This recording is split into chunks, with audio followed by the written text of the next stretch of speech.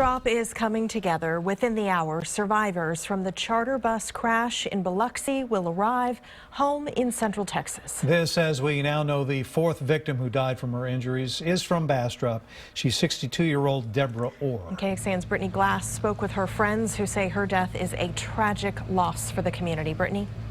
That's right, Robert. Shannon. Now, the Bastrop police chief has asked community members to come on out here tonight in the parking lot of the First National Bank to show their support for the survivors of the crash. We're told as many as 10 passengers who were aboard that charter bus in Mississippi but not hurt will be coming back home here in Bastrop in just about 30 minutes by bus. For now, though, this community is trying to focus on the positive while still trying to mourn and remember the special life of one of their own.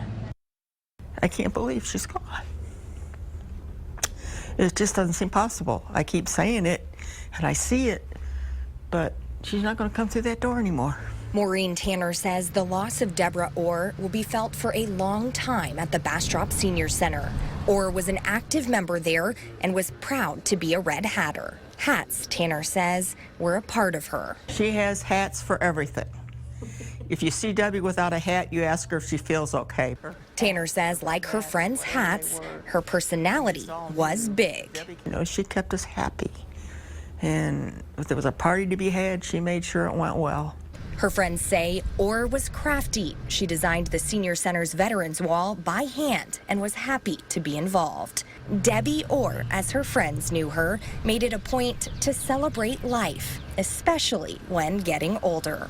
She always put her best into everything, and she's going to be dearly missed. I mean, you don't find that kind of person very often. For anyone wanting to donate to the cause, a fund has been set up here at the First National Bank for victims of the crash. It's called Biloxi Senior Trip. Reporting live in Bastrop, Brittany Glass, KXAN News. And attorneys have already filed a lawsuit in this deadly crash. Rico Reyes and Michael Watts say they stepped in at the request of Peggy Hoffman's family. Peggy and her husband Ken here were killed in the crash. One of the attorneys visited the scene today in Biloxi. He told reporters he was alarmed to see the dangers at that specific train crossing. We're going to see to it that these people did not die in vain, because what happened to them is outrageous. It should have never happened. Part of what the attorney pointed out tonight was the uneven railroad crossings on that road. Federal safety investigators in Biloxi are also concentrating on that tonight.